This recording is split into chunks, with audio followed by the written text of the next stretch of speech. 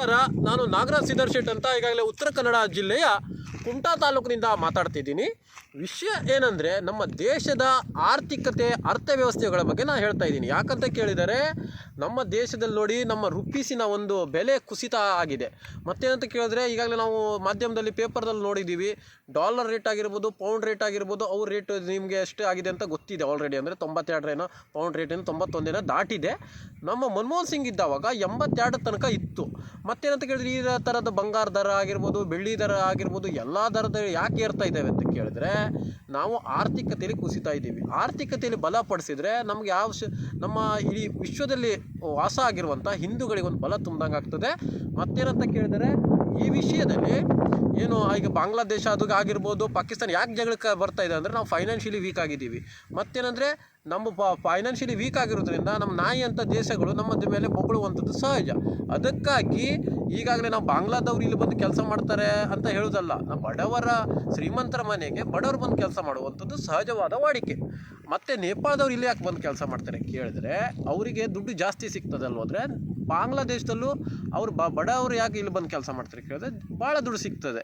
ಅದಕ್ಕಾಗಿ ಅವರ ಬಡವರನ್ನು ನಾವು ಬಳಸ್ಕೊಂಡು ನಮ್ಮ ದೇಶವನ್ನು ಬಲಪಡಿಸಬೇಕು. ಅದನ್ನು ಬಿಟ್ಕೊಂಡು ಚೀನಾದಲ್ಲೂ ಕೂಡ, ನೀವು ಕಳೆದ ಬಾರಿ ಹೇಳಿದ್ದೀನಿ ನಾನು, ಚೀನಾದಲ್ಲೂ ಕೂಡ 20 ಕೋಟಿ ಜನಸಂಖ್ಯೆ ಇದೆ. ಅಲ್ಲಿ 20 ಕೋಟಿ ಜನಸಂಖ್ಯೆ ಇಟ್ಕೊಂಡು ಮುಸ್ಲಿಂ ರಾಷ್ಟ್ರವನ್ನೆಲ್ಲ ಇದು ಮಾಡಿಬಿಟ್ಟು ಅವರು ಡಾಮಿನೇಟ್ ಮಾಡಿ, ಅವ್ರು ಏನಾಗಿದೆ ಕೇಳಿದ್ರೆ ಡಾಮಿನೇಟ್ ಮಾಡಿಬಿಟ್ಟು ಅವರು ಮುಂದೆ ಬಂದಿದ್ದಾರೆ. ಮತ್ತೇನಂತ ಕೇಳಿದ್ರೆ, ಮತ್ತು ಅವ್ರದ್ದು ಬೌದ್ಧ ದೇಶ ಆಗಿರೋದ್ರಿಂದ ನಮ್ಮ ಹಿಂದೂ ದೇಶ ಮಾಡಬೇಕು ನಾವು.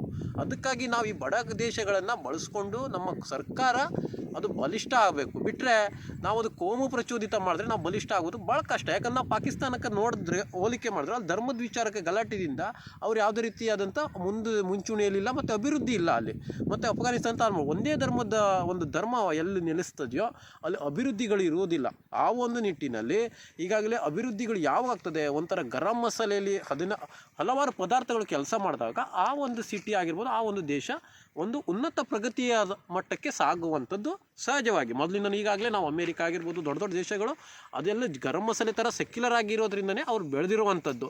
ಈ ಕೆಲವೊಂದು ನಾವು ಕೋಮುವಾದಕ್ಕಿಂತ ನಾವು ಆರ್ಥಿಕತೆಯಲ್ಲಿ ಬಡ ದೇಶಗಳನ್ನು, ಈ ಮುಸ್ಲಿಂ ದೇಶಗಳಾಗಿರ್ಬೋದು, ಎಲ್ಲ ದೇಶಗಳು ಬಡ ದೇಶಗಳನ್ನು ನಾವು ಬಳಸ್ಕೊಂಡು ಶ್ರೀಮಂತರಾದರೆ ನಮ್ಮ ದೇಶ ಬಲಪಡಿಸ್ಬೋದು. ಯಾಕಂದರೆ ಈ ವಿಶ್ವದ ಎಲ್ಲಿ ಜೀವನ ಮಾಡುವಂಥ ಹಿಂದೂಗಳು ಕಂಡ್ರೆ ಅವ್ರಿಗೆ ಭಯ ಇರ್ತದೆ. ಇಲ್ಲ ಅಂದ್ಬಿಟ್ರೆ ನಮ್ಮ ದೇಶನೇ ಬಲ ಇಲ್ಲ ಅಂದ್ಬಿಟ್ರೆ ಅವ್ರಿಗೆ ಭಯನೇ ಇರೋದಿಲ್ಲ.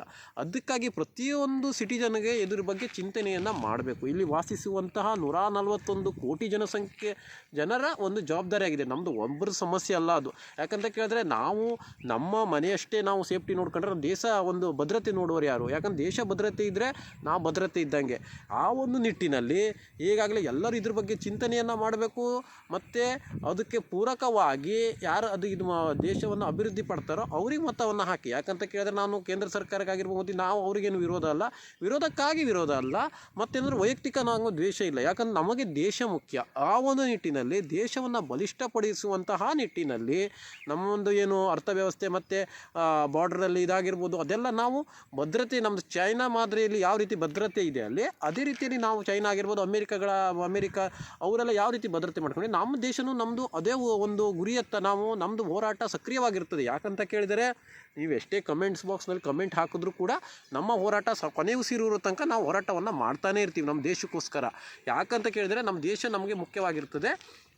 ಈಗಾಗಲೇ ನೀವೇ ಒಂದು ಆತ್ಮಾವಲೋಕನ ಮಾಡಿ ನಮಗೊಂದು ಕಮೆಂಟ್ ಬಾಕ್ಸ್ನಲ್ಲಿ ಕಮೆಂಟ್ ಹಾಕೋದಿದ್ರೆ ನೀವು ಹಾಕ್ಬೋದು. ಅದನ್ನು ಬಿಟ್ಕೊಂಡು ನಮ್ಮ ನಾಲೆಜ್ ಬರುವಂಥದ್ದು ನೀವೊಂದು ಕಮೆಂಟ್ ಹಾಕಿ. ಅದನ್ನು ಬಿಟ್ಟು ಬ್ಯಾಡ್ದೆಲ್ಲ ಕಮೆಂಟ್ ಹಾಕಿದ್ರೆ ನಾವು ಅದ್ರ ಬಗ್ಗೆ ಏನೂ ತಲೆ ಹಾಳು ಮಾಡ್ಕೊಳ್ಳೋದಿಲ್ಲ. ಯಾಕಂದರೆ ಇದ್ದ ವಿಷಯ ಇದ್ದಾಗ ಪಾರದರ್ಶಕವಾಗಿ ಪರದೆ ಎದುರಿಗೆ ಇಡುವಂಥದ್ದು, ನಾವು ಕಾಜಿನ ಮನೇಲಿ ಇದ್ದೀವಿ, ಪರದೆ ಎದುರು ಇಡುವಂಥದ್ದು ಅದು ನಮ್ಮ ವಾಡಿಕೆ. ಆ ಒಂದು ನಿಟ್ಟಿನಲ್ಲಿ ಅದಕ್ಕಾಗಿ ನಿಮಗೊಂದು ಹೇಳಿಕೆಯನ್ನು ನಾನು ನೀಡಿದ್ದೀನಿ. ನಮ್ಮ ದೇಶದ ವಿಷಯ, ಪ್ರತಿಯೊಬ್ಬರದ್ದು ವಿಷಯ, ನಮ್ಮ ದೇಶ ಭದ್ರತೆ ಆದರೆ ನಾವು ಭದ್ರತೆ ಆದಂಗೆ. ಆ ಒಂದು ನಿಟ್ಟಿನಲ್ಲಿ ಈಗಾಗಲೇ ನೀವು ಕಮೆಂಟ್ ಬಾಕ್ಸ್ ಹತ್ರ ಇದ್ದೀವಿ ಅಂತ ನಿಮ್ಮದು ಕಮೆಂಟಲ್ಲೇ ನಿಮ್ಮ ಯೋಗ್ಯತೆಯನ್ನು ಅಳೆದು ಬಿಡ್ತಾರೆ, ಜನರೇ ಅಳಿತಾರೆ. ಬ್ಯಾಡ್ದೆಲ್ಲ ಕಮೆಂಟೆಲ್ಲ ಹಾಕಬೇಡಿ. ನಮಗೊಂದು ಕೆಲವೊಂದು ನಾಲೆಜ್ ಸಿಗುವಂಥದ್ದೆಲ್ಲ ಕಮೆಂಟ್ ಹಾಕಿದರೆ ಪರವಾಗಿಲ್ಲ. ಅದು ನೀವು ಕೆಟ್ಟ ಕಮೆಂಟ್ ಹಾಕಿದ್ರು ಕೂಡ ನಾವೇನು ಅದ್ರ ಬಗ್ಗೆ ತಲೆ ಹಾಳು ಮಾಡ್ಕೊಳ್ಳೋದಿಲ್ಲ. ನಮಗೀಗಾಗಲೇ ಬೇಕಾದಷ್ಟು ಕಮೆಂಟ್ಸ್ಗಳೆಲ್ಲ ಬರ್ತಾ ಇದ್ದಾವೆ. ಸೊ ಇದಕ್ಕೋಸ್ಕರ ತಮ್ಮದು ಒಂದು ಒಳ್ಳೆಯದಾದ ನಮ್ಗೆ ನಾಲೆಜ್ ಬರುವಂಥದ್ದು ಏನಾದ್ರು ಒಂದು ಕಮೆಂಟ್ ಹಾಕಿದ್ರೆ ನಮ್ಗೆ ಅದೊಂದು ಮುಂದಿನ ಪ್ಲಾಟ್ಫಾರ್ಮ್ಗೆ ಅನುಕೂಲ ಆಗ್ತದೆ. ಅದೊಂದು ಆ ಒಂದು ನಿಟ್ಟಿನಲ್ಲಿ ನಾನು ಹೇಳ್ತಾ ಇದ್ದೀನಿ.